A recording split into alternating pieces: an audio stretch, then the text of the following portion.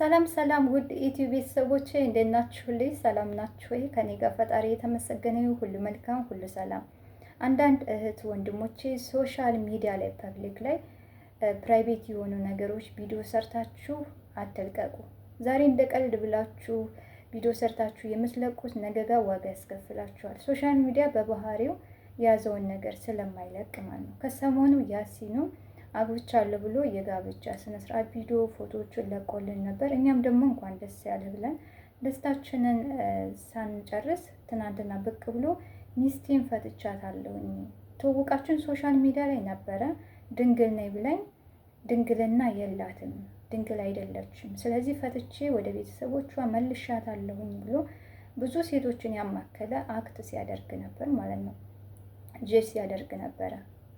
ወንድሜ ያሲኑ መጀመሪያ ጊዜ አንተ ፎከስ ያደረግከው በጣም አሚሮ ውስጥ በደንብ በቃ ስለ ድንግልናዋ ነው፣ በድንግልናዋ ዙሪያ እንጂ ስለ ትዳር፣ ስለ ትልቁ ትዳር አይደለም።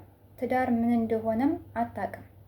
ብታውቅ ኖሮ በትዳር ውስጥ ምን እንደምታገኝ ብታውቅ ኖሮ ባለቤትህም በሰርግ አግብተሃል ድንግል አይደለሽም በሚል ነገር ወደ ቤቷ ባልመለስካት ነበር። ሶሻል ሚዲያ ላይ ደግሞ አውጥተህ ትልቁ ነገር ጀጅ ባላደረግካት ነበር። አሳልፈህ ፐብሊክ ላይ ባለቀካት ነበር። ገብቶሃል? ስለ ትዳር አንተ ምንም ጭራሹም አላማውም እቅዱም የለም። አንተ ድንግልናዋ ላይ መውሰድና አለመውሰድ ላይ ብቻ ነው ያለ ፎከስ ስታደርግ የነበረው ማለት ነው። በጣም ነውር ነው። እህትህ ብትሆን እንደዚህ አታደርግም። አንተም እኮ ከሴት ነው የተፈጠርከው። ይህንን ደግሞ ልብ ልትል ይገባል። በትዳር ውስጥ ብዙ ነገሮችን ታገኛለህ። ራስህን ትተካለህ፣ ጸጋ ታገኛለህ፣ ብዙ ነገሮችን። ትዳር ማለት ትልቅ ተቋም ነው። ዝም ብሎ ወጣ ገባ የሚባልበት ነገር አይደለም። በመቻቻል፣ በመፈቃቀር፣ በመዋደድ አንተ ትብስ አንቺ ትብሽ ተባብለው ራሳቸውን የሚተኩበት ፋሚሊ የሚፈጥሩበት ነገር ነው እንጂ ዝም ብሎ ተራ ነገር አይደለም። አንተ እንደምታወራው አይደለም ትዳር። ስለ ድንግልና ደግሞ መተህ የምታብራራው ነገር በጣም ጸያፍ ነገር ነው። አንድ ሴት ድንግል አይደለችም ማለት ብዙ ሴቶችን ያማክላል ማለት አይደለም። ክብረ ንጽህናቸውን ጠብቀው በተክሊል ያገቡም አሉ፣ አሁንም አሉ። ገብተዋል። የተቀሩ ደግሞ አንድም በትዳር ውስጥ እንደዚሁም ጓደኛ ይዘው ሳይሆንላቸው ቀርቶ እንደዚሁም ደግሞ በተለያየ ችግር ውስጥ ድንግልናቸውን ያጡ አሉ። እነኛም ሁሉ ነው አብረህ እየጨፈለክ ያለው ማለት ነው። ስለዚህ እህታችን ድንግልና እንዴት እንዳጣች ጠይቀሃታል? ለምን ብለሃታል? ቶሎ ብለህ አንተ ቪው እና ላይክ ለማብዛት ብለህ መተህ ሶሻል ሚዲያ ላይ ነው ማውራትህን ያየኸው። ነገም እኮ ከሌላ ወልደህ ሴት ልጅህ ምናልባትም በሌላ እንደዚሁ አንተ የዘራኸው እኮ እጣ ሊደርሳት ይችላል። አንዳንድ ጊዜ ቆም ብለን ልናስብ ይገባል። መጀመሪያ ጊዜ ሪሌሽንሺፕ ውስጥ እንዳላችሁ ስለ ትዳር ስታስቡ ትዳር ምንድን ነው የሚለውን ነገር በዙሪያችሁ ባሉ ከእናት ከአባታችሁ ኤክስፒሪየንስ ውሰዱ፣ ተማሩ፣ ጠይቁ። ትዳር ውስጥ ለመግባት አስባለሁኝ ግን ምንድን ነው ብላችሁ በደንብ ማምራት አለባችሁ፣ በደንብ ማወቅ አለባችሁ። እዚህ ጋር ሁሉንም ነገር ይዛችሁ መታችሁ ትውልድን አትበክሉ። ሌላውም ሰው ትዳር እንዲፈራ አታድርጉ።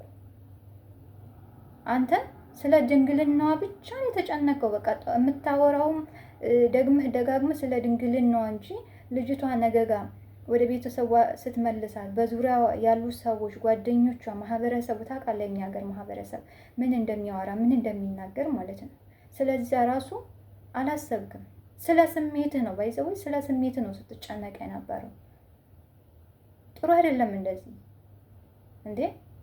አንተ ባጠፋኸው ነገር ብዙ ወንዶችን እንዲታችሁ አታድርግ። በጣም መልካም ወንዶች አሉ። ስለዚህ ግድ የማይሰጣቸው ስለ ድንግልና ግድ የማይሰጣቸው ካላት እሰየው፣ ከሌላት ደግሞ የላትም ነው። ሴትነቷን ብቻ አክብሮ የሚያገባ ወንድ አለ እኮ። ትዳራቸውን ለጥ ሰጥ ብሎ የሚመሩ አሉ እኮ። ለዚህ ነው እኮ ፍቺ በተደጋጋሚ ጊዜ የሚበዛው። ለዚህ ነው ግልጽ ሆኖ ባለማውራታችሁ ነው። አንዳንድ ሴቶችም በዚህ ዙሪያ ስታወሩ ነኝ አትበሉ። በቃ ሴትነትሽን አክብሮ ካገባሽ እሰየው፣ ካላገባሽ ደግሞ ፈጣሪ እስከሚሰጥሽ ድረስ ጠብቂ፣ ትዕግስት ይኑርሽ። ዝም ብላችሁ በስሜት ተነርታችሁ ብቻ ያልሆነ ነገር ላይ አትውደቁ። ፍቅር እነኚህም ሁሉ አሁን አንተ ያልካቸውን ሁሉ ነገሮች አይገልጽም። መዋደድ ፍቅር ቢኖርህ ኖሮ አሳልፈህ አንተ ለፐብሊክ ለሰው አፍ አትሰጣትም ነበር። ገብቷል? ሰዎች እንዲጠቋቆሙባት አታደርግም ነበር። የሶሻል ሚዲያ መድመቂያ አታደርጋትም ነበር። ገበናዋን ትሸፍንላን ነበር። አንድ ባል የሚስቱን ገበና ይሸፍናል፣ አንድ ሚስት ደግሞ የባሏን ገበና ትሸፍናለች። ገብቷል? አንተ ጋር ግን ይሄ አልነበረም። ስለ ድንግልና አለመኖርና መኖር ጥቅምና ጉዳቱን ደግሞ መተህ ታብራራለህ፣ ከአንተም ብሶ ማለት ነው። መጀመሪያ ጊዜ አንተ ስነ ስርዓት ይኑርክ፣ ስነ ምግባር ይኑርክ። ቀልድና እውነቱን እወቅ። ቀልድ የቱ ጋ ነው ቁም ነገር የቱ ጋ ነው የሚወራው ብለህ እወቅ። ዝም ብለህ አትደበላቅ። አሁን በአንተ ምክንያት እኮ ብዙ ወንዶች ደግሞ ጀጅ ይደረጋሉ። በፈጣሪ ስም ምን አይነት ጊዜ ላይ ነው የደረስነው? ምንም የሚወጣላት ነገር የለም ልጅቷ። ምንም የሚወጣላት ነገር የለም። ሴትነቷ ብቻ በቂ ነው። እናትነቷ በቂ ነው እንዴ!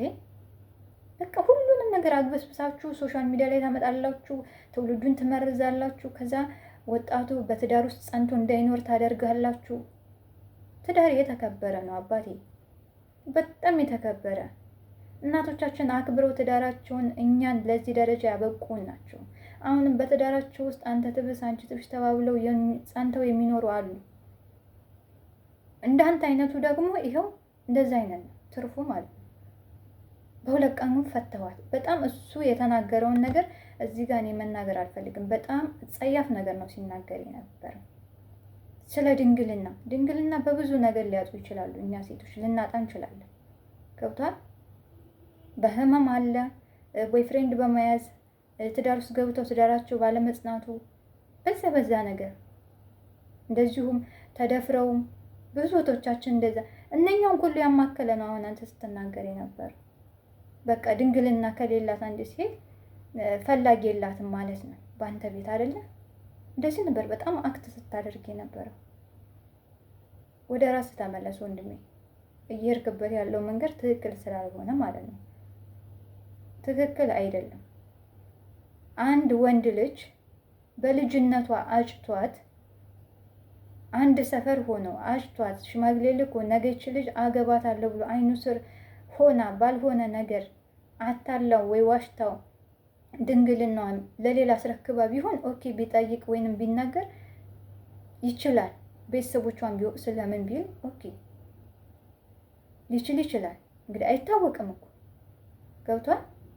ሶሻል ሚዲያ ላይ ተዋውቀህ ሶሻል ሚዲያ ላይ ተጀናጅናችሁ ከዛ ደግሞ ተጋብታችሁ ድንግልና አለኝ ብላኝ ነበር፣ ድንግልና የላትም።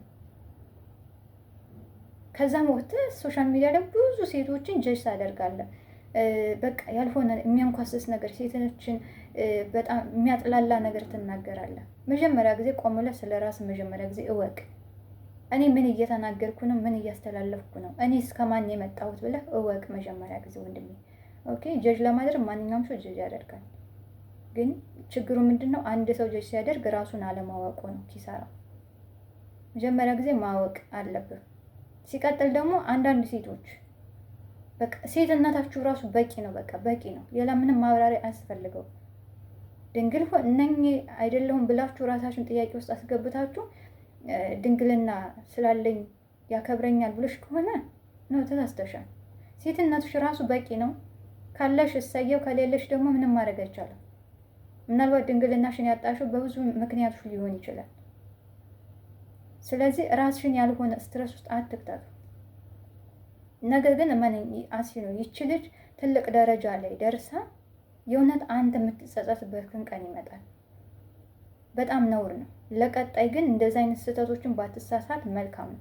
ወደ ራስህ ወደ ቀልብ ተመለስ።